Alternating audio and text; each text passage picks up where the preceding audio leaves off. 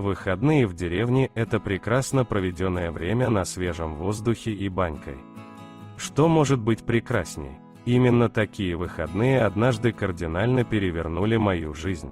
Лет 7 назад я отдыхал с компанией у одного из друзей на даче, которая находилась в 6 километрах от небольшой деревни. В середине вечера нам стало немного грустно, то ли от того, что беленькая закончилась, то ли от отсутствия девчонок на нашем празднике жизни. Скорее всего, все вместе, так как в дачном поселке, где мы отдыхали, сезонный магазин был уже закрыт. Вот мы, разгоряченные и изрядно охмелевшие, решили пойти за бодрящими напитками в ближайший поселок. Для бешеной собаки километр не круг, а для ищущих приключений 5 молодых лбов совсем пустяк. Дошли до деревни, даже и не заметили. На улице изрядно стемнело. Добрались до ближайшего дома. На лавке сидел пожилой мужчина. Решили у него спросить, где здесь горячительного можно купить. «Здорово, дед!» — поприветствовал я и поинтересовался, где у вас тут можно бутыль купить. «Ой, хлопцы, поздновато вы пришли, уже час как магазин закрыт». Мужик сделал глубокую затяжку, алый огонек вспыхнул в ночи. «И что, совсем негде купить?» Друзья заметно приуныли. Мужик смерил нас оценивающим взглядом. «А откуда это вы такие прибыли?» Спросил он. «Да тут за полем дачный поселок, оттуда и пришли». Специально шли, деревенского напитка попробовать, вступил в разговор мой друг Леха. «Деревенского напитка, значит?» Лукаво усмехнулся дед. «Идите прямо по улице до клуба, за ним через 2 дома зеленая калитка, заходите внутрь, скажите, что дед Макар направил, там и купите». Мы сделали, как нам и указал дед. Первак пили с горла, запивали водой из колодца. Гадость редкостная, конечно, но закуску захватить перед выходом мы совсем не подумали. Решили, раз такой путь проделали, грех в местный клуб не заглянуть. На деревенской дискотеке никто из нас ни разу не был, поэтому зашли мы туда без опасений. Как только мы пересекли порог этого заведения, сразу все присутствующие обратили на нас свое внимание. Мы прошлись по залу, отметили, что большинство девчонок простоваты для нас, городских парней, но решили остаться. Музыка играла в самый раз под настроение. И тут ко мне подошел один из местных, агрессивно начал выпытывать, кто мы такие и тому подобное. Вел он себя слишком самоуверенно, а я возьми да и ляпни: «Ты что, первый парень на деревне? Не боишься, что в городе полным лохом окажешься?» Тут мне и прилетело. Началась драка, прям самая настоящая. Деревенские дрались с нами и друг с другом.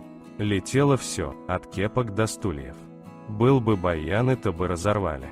Через какое-то время мы в проблеске трезвого ума поняли, что силы неравные. Выползли кое-как. За нами выскочили девчонки, которые показали дорогу к отступлению, чтобы мы остались незамеченными.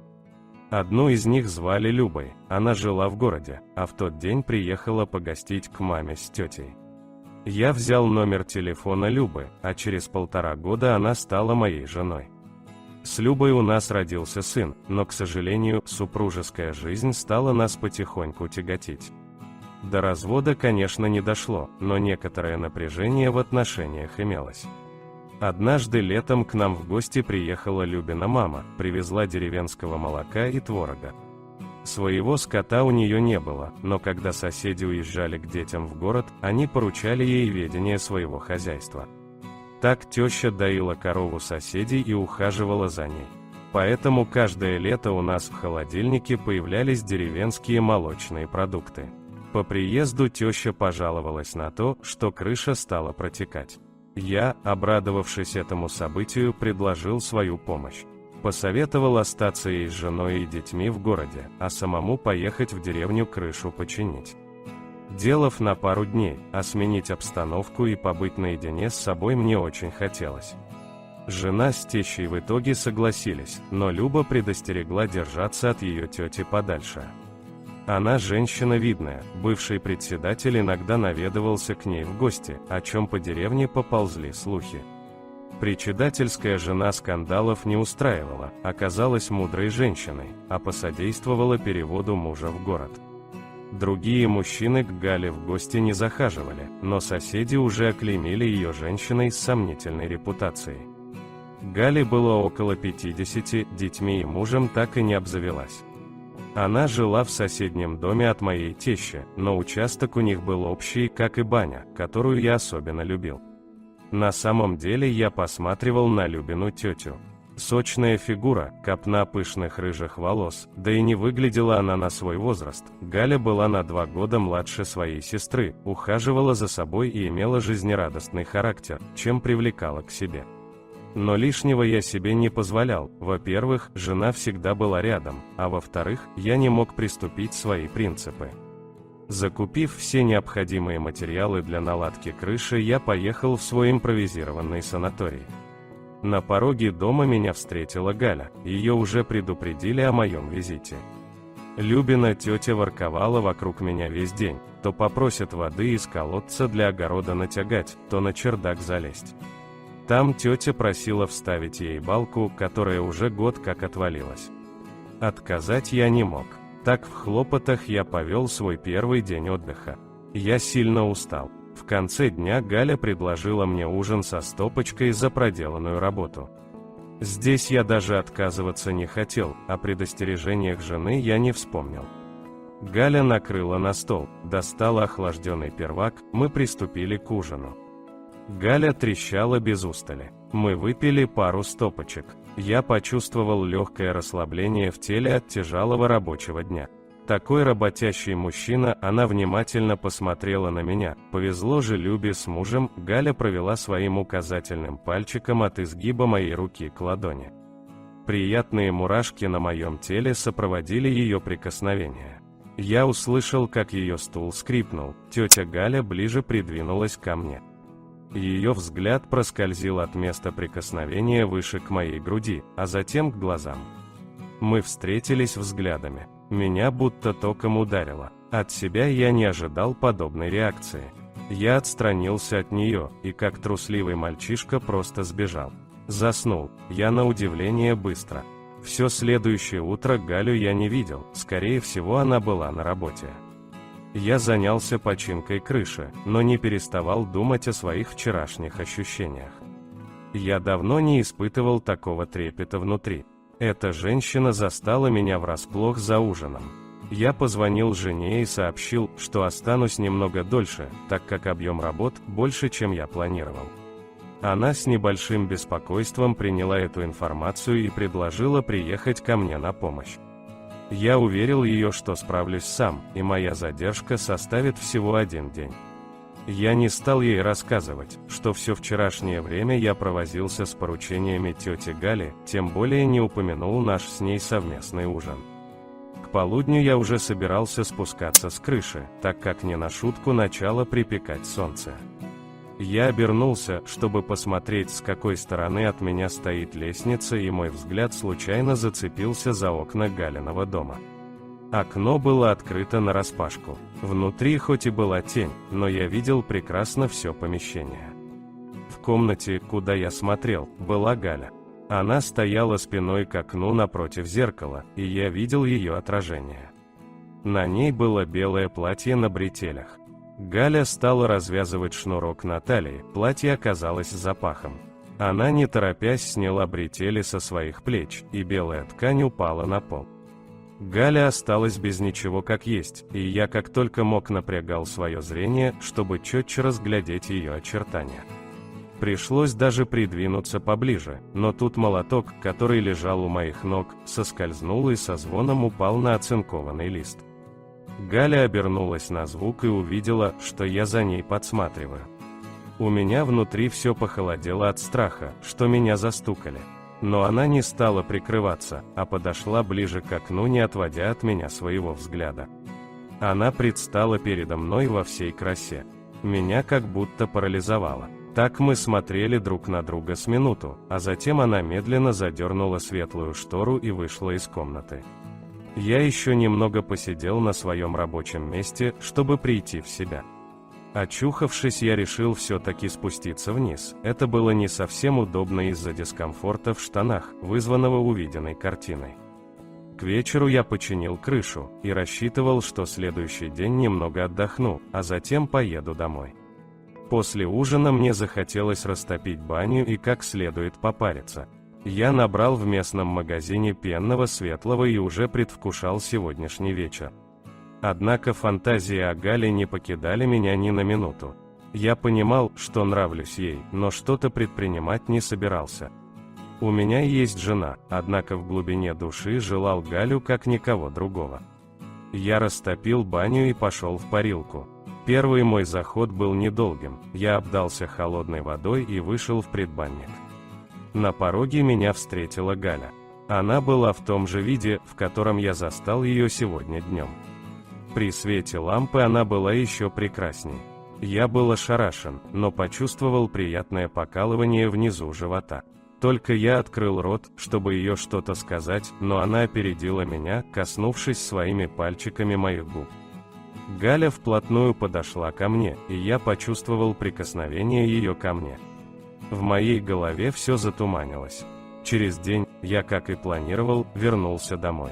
Теща вскоре уехала, но еще долго благодарила меня за починенную крышу. А я, чувствуя свою вину, решил налаживать отношения со своей женой. Больше без нее в деревню к теще я не ездил, и наедине с Галей не оставался. Но каждый раз, находясь там, я искоса посматривал на баню, воскрешая прекрасные воспоминания. Alright, everyone's presentations are done. Nick, the manager, said as he tried to move the discussion forward. Excuse me, I haven't. I recently found out something. Nick interrupted me and began to speak. There's apparently someone in this department who didn't graduate high school and is just a part-timer. Meetings should be for employees only. Absolutely right. His lackey, Mike, of course, agreed with Nick. I'm leaving. After leaving the meeting room, I started to shut down my computer. I noticed that an email had arrived, not in my personal inbox, but in the company's shared email. Thinking, there's no point in speaking up, no one will listen, I went home quietly. The next day, I heard a commotion from Nick's desk. He was staring at his computer screen, his face pale. Nick? Is something wrong? Mike looked at the screen with him. And he turned even paler than Nick. Why is he so angry? Knowing the reason for Mike's distress, I thought to myself, serves them right. My name is Adam. My mother passed away when I was in the 9th grade, and I was raised by my father. Well, you could hardly call it being raised. After my mother passed, my father changed. He drowned his sorrows in alcohol, and though he still went to work, he squandered our living expenses on horse racing. Because of that, I had to start working part-time as soon as I entered high school. Every month, I went to the convenience store with bills in hand that couldn't be auto-deducted from my father's account. Even though I endured it because I didn't want to be alone, I reached my limit in my second year of high school and dropped out. I found a live-in job at a distant inn. Thank you for everything. The day I left home, my father, still staring at the TV, spoke. Take care. That was our last conversation. Back then, 18 wasn't the age of majority, so I needed my father's permission to work, and I couldn't hide my place of employment. Yet, my father never visited me even once. I kept working just to survive, and before I knew it, I was 42. Years of hard work paid off, and I was transferred to the headquarters. I was thrilled to be recognized by the company, as I thought I'd be working in the field until retirement due to my lack of formal education. Listen up. Our work can change the future of our employees. Don't drag us down. On my first day after the transfer, Nick, dressed in an expensive suit, spoke sternly. There was a reason for this. Our inn was located in a prominent tourist destination, known so well that everyone in the state could sing its commercial jingle. At its peak, we had 5 locations within the state. But that was long ago. Due to financial difficulties and aging facilities, only the place where I had worked for many years and the original establishment remained. I was prepared to lose my job anytime, but now there was a glimmer of hope.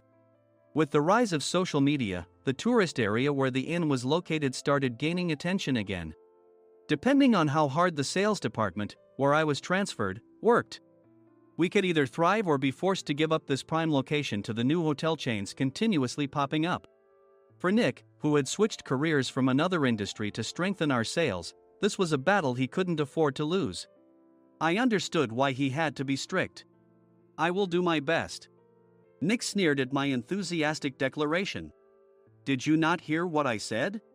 "I'm sorry." I thought I was listening carefully. Out of habit from years of customer service, I apologized reflexively, though I had no idea what had offended him. Someone was watching me with a smirk. In this department, there are those who are expected to excel and those who have been shoved here because they have nowhere else to go. You are the latter. It was Mike, the section chief. He's 7 years younger, at 35. But he was called to headquarters much earlier than I was and had been moving around within the headquarters ever since. I'm not jealous, but I can't accept that he's my boss. Graduating from a prestigious university, he has an unusually high pride and caused many problems as a newbie, making things very difficult for me when I was the front desk leader. When I found out Mike was transferred to the sales department a month before me, I was disheartened. Mike is right. With just a middle school diploma, there's not much you can do. Don't even think about achieving results. As if I didn't exist, Nick remarked, "I'm thirsty." Mike eagerly ran to the coffee maker. It seems Mike is Nick's lackey. I regretted being happy about my transfer to headquarters, wishing I had stayed on site forever. Send a direct mail to every company on this list by the end of the day. Nick only assigned me tasks that even a new graduate could handle. What? There are over 1,000 companies. You want me to send to all of them by today? Yes, if you and your fellow misfits split the work, even those with nowhere else to go should finish by today. I glanced at the employees typing away expressionlessly. They were worn out from customer service, only thinking about leaving on time, or were women reassigned after having children, with zero motivation for work. Even Sam, a new graduate from the same university as Mike, who was supposed to be among the expected achievers, had no enthusiasm for the job, having joined the company wanting to do customer service. "I don't care what they say, I plan to quit any time," he said. Only Nick and Mike were highly motivated, making all the decisions between the two of them. I originally only wanted to work at the inn to survive and had no particular attachment to this job. I swallowed my words, thinking I had no right to reprimand them. About a month after the transfer, Nick told us with a frustrated look. To commemorate the 50th anniversary, we've decided to create a plan exclusive for one group per day. Originally, Mike and I were supposed to come up with it, but our president, Mr. Thompson, insists on hearing everyone's opinions. So, you all get a chance. As Nick explained, Mike began handing out prints. Make sure not to embarrass Nick. If your ideas are half-baked, you'll have to redo them. It seemed that they had printed his handwritten notes by Mr. Thompson, which included several questions and a section for free responses. It made sense why Nick had to seek our input, given that all responses had to be submitted to Mr. Thompson. We were given a week to think about it, and a meeting was scheduled to compile our ideas. My plan is to let guests enjoy both the old and modern America. Nick began the presentations. Guests would watch a master confectioner at a nearby traditional sweet shop make sweets in front of them. The welcome drink would be premium tea in a bottle. Nick's plan was certainly attractive. After his presentation, Nick called on us to present in the order we were seated. Just as I stood up for my turn. "All right, everyone's presentations are done." "Excuse me, I haven't. I recently found out something." Nick interrupted me. "There's someone in this department who didn't graduate high school and is just a part-timer." He was likely talking about me. I joined the company as a part-timer and was made a full-time employee when I turned 20. That was 20 years ago, so Nick and Mike probably had no chance to know until recently. Meetings should be for employees only. Absolutely right. After that, Nick kept creating opportunities to solicit everyone's opinions, purposefully excluding me from speaking. The meeting unexpectedly heated up and went past the scheduled end time. A few people asked to leave, and the discussion continued with the remaining few. Still here? Normally, you'd leave in that situation. Though I had no attachment to the job initially, hearing kind words from customers made me want to make them happier. For someone like me, with nowhere to go, the inn was my home and customer service was my life. I felt pathetic about my current self. I'm leaving. I left the conference room and started shutting down my computer. I noticed an email had arrived, not in my personal inbox, but in the company's shared email. Thinking no one would listen to what I had to say anyway, I quietly went home. The next day, while preparing the DM as instructed, I heard a commotion from Nick's desk. In his haste to stand up, he hit his knee on the desk. He stared at his computer screen, his face pale. "Nick? What's wrong?" Mike, thinking he should be the first to rush over, approached Nick while still wearing his coat. He peered at the screen with Nick. And he turned even paler than Nick. Why is he so angry? Who is responsible for this company? Nick, more irritated than ever, asked, and Mike answered without checking. Probably Sam. Sam wasn't there because he was attending a morning training session for new hires. Nick gave up on getting angry and returned his gaze to the screen.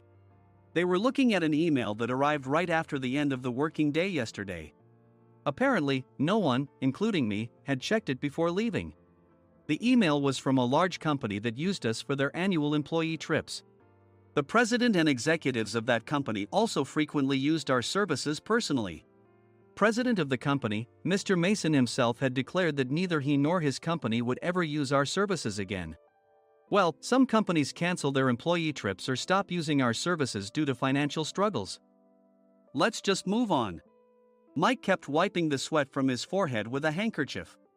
Knowing why Mike was so agitated, I quietly watched their interaction. Do you know how much revenue we get from that company? We can find other guests to fill the rooms, but we'll lose the banquet costs, gift shop revenue, rental car fees, and more. Moreover, the gifts were supposed to be prepared by the traditional confectionery shop involved in Nick's proposed plan. If it's known that we incurred such a huge loss at this critical time, Nick's position in the company would be jeopardized. Nick took a deep breath, seemingly trying to calm himself. All right, Mike. Go to New York right now and apologize to Mr. Mason. What? You're coming with me, right? I have urgent work to do.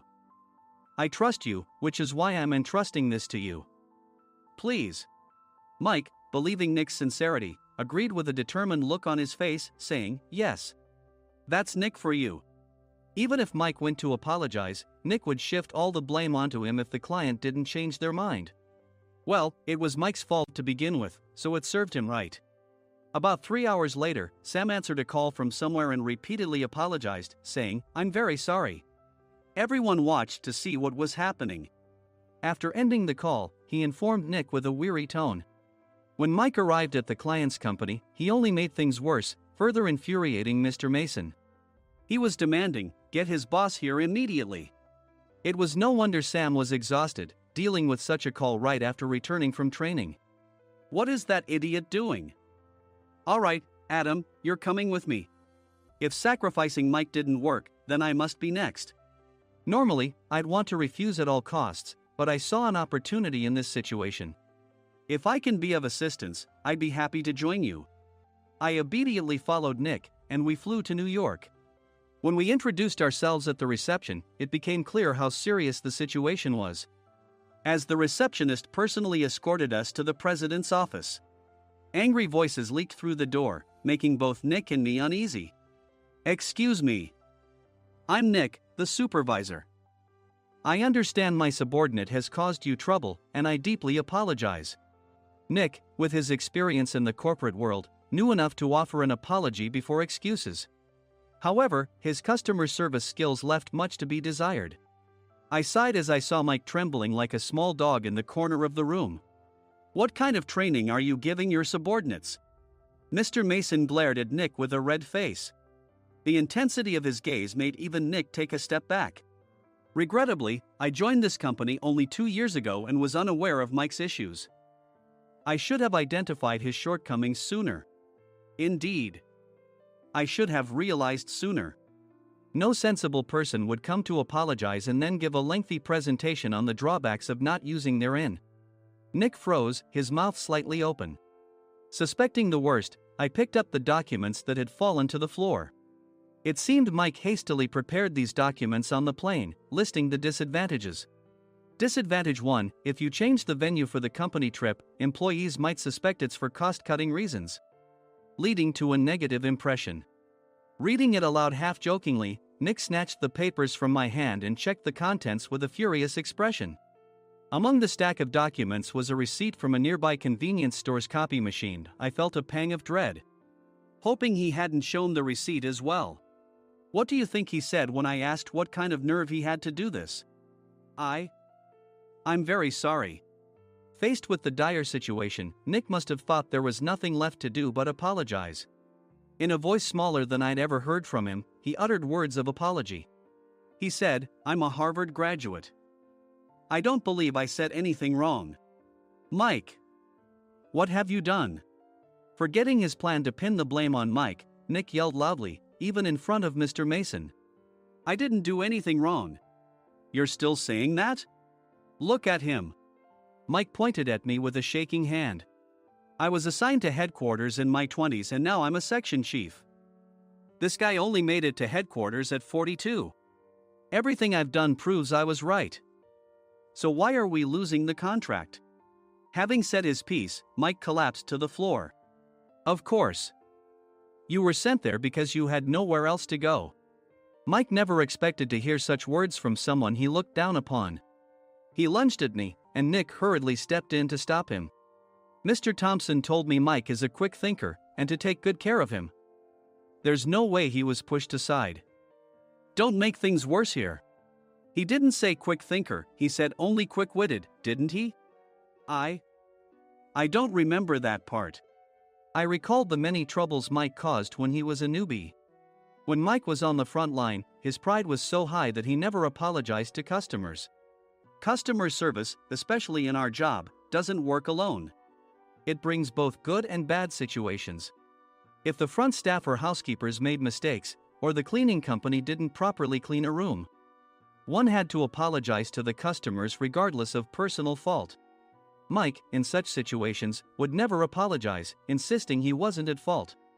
This often angered customers, and as the front desk leader, I frequently had to apologize on his behalf. He caused complaints and disrupted operations, which is why he was quickly moved to headquarters. In departments where he didn't interact directly with customers, his quick thinking was beneficial and things went well. But it seemed his flaws were starting to show. Corporate reservations are supposed to be entered into the system by the sales representative. But a quick check yesterday revealed that more than 10 items were missing from the client's reservation. The handover document clearly stated what needed to be prepared. Why didn't you enter it into the system? Why do we have to give them special treatment? Filling rooms near the banquet hall, setting up all the food in advance. Specifying the brand of wine, they're too demanding. No wonder he always angered customers, I thought, feeling a headache coming on. Grouping them in rooms near the banquet hall is for our benefit too. It makes it easier for the staff to set up beds and serve breakfast since everyone's schedule is synchronized. As for the other requests, Mr. Mason suggested them to lighten our load. I didn't know that. Nick finally seemed to realize that Mike was the one who had angered the client. What did you say to them? I just told them we wouldn't give them special treatment anymore. We shouldn't waste effort on things that don't bring in money. I was utterly exasperated at his lack of understanding of customer service. Of course, we shouldn't comply with unreasonable demands. But carrying over successful practices from past stays makes customers feel remembered and enhances their experience. Good memories encourage repeat visits. That's part of our job. I looked down at Mike, who was sitting on the floor. In our job, nothing is a waste. Mr. Thompson likely moved you to the sales department, hoping you'd finally understand this. How do you think he feels now that you've failed to meet his expectations? Mike, tears in his eyes, fled the president's office. I was amazed he still hadn't apologized. You have it tough, Adam. It's okay, we're all employees of the same company. I deeply apologize for this disrespectful incident. Especially after all the care you've shown us. If it weren't for you, Adam, I really would have stopped staying here. When I heard you were moving to the sales department, I was willing to reconsider if you handled it. Seeing us talk so amicably, Nick's face contorted. Do you two know each other? Adam's service is excellent. I always requested him specifically. Normally, we don't accept specific staff requests, but we made an exception for Mr. Mason, adjusting my shifts accordingly. He had personally stayed at our hotel just before my transfer, and during casual conversation, I mentioned, "I'm moving to the sales department soon." If I hadn't told him then, things could have been much worse. Please continue to take care of us. I look forward to it. On the return flight, Nick awkwardly offered me a can of beer. It's still working hours. Of course, I had no intention of forgiving him for a single beer. Nick might try to pin everything on Mike and avoid any consequences. While pondering this, a startling fact came to light. "Nick, the tea bottles for the plan have arrived." I handed Nick a bottle labeled with our inn's name. "They look good." "What are you talking about?" "These are plastic bottles. I had assumed we would use the trendy, high-end bottling tea. But what arrived were ordinary plastic bottles of tea with customized labels. The only unique aspect was the label, which had the inn's name, making it look customized. Upon further investigation, I discovered that a substantial amount of money was set to be paid to the tea company. It was priced like bottling tea. Does this plastic bottle really cost $100 each? The tea inside is specially blended for us. The extra cost is for that. Wouldn't it be better to use another tea company? Or is there a specific reason we must use this one?" As Nick continued to make excuses, I showed him a printed email. I informed the tea company's president, Mr. Mitchell, that we discovered irregular payments and he confessed. He said you two were high school classmates and planned to split the extra money. That idiot. Why did he confess? That's not important. You should worry about yourself, this could turn into a police matter. Opening the bottle cap, I suggested. How about calming down with this tea? It supposedly has a relaxing effect. Nick drank the tea frantically. In the following days, decisions were made about their fates. Mike was reassigned to the General Affairs Department, with no chance of transfer or promotion, as per Mr. Thompson's orders. As for Nick, since the payment to the tea company hadn't yet been made, he narrowly avoided legal trouble. Instead, he was encouraged to leave the company, and to avoid further complications, Nick submitted his resignation. Rumor has it that connections between HR departments have made it difficult for him to find new employment. Even though it was good to have those two gone, something unexpected happened in the sales department. Everyone became motivated and united in refining the 50th anniversary plan. In the end, my plan was adopted. We collaborated with the Tourist Information Center to provide personalized guides. The plan, tailored to the number of guests, was truly special for the 50th anniversary. "Hey, is Adam's family coming to stay?" I immediately booked that special plan for my family. Sam noticed it on the reservation list and quickly picked up on it. "Yes, I'm inviting my father." "That's great. I might invite my parents too." I lacked the courage to face my father just as Adam. But here, with the confidence Mr. Mason praised, I felt ready. The 50th anniversary plan was a perfect opportunity to reconnect with my father. I hoped to bring back the days when we could laugh together as we once did.